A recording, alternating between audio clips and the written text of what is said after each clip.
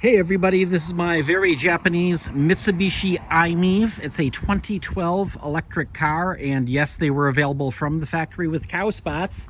Over here I have a whole bunch of junk that I just pulled out of a pop-up camping trailer that I'm going to convert to a utility trailer. And I found that there was one piece of cabinetry in there that I thought, no, it couldn't. And yes, it absolutely fits right in the back of my little tiny Japanese car.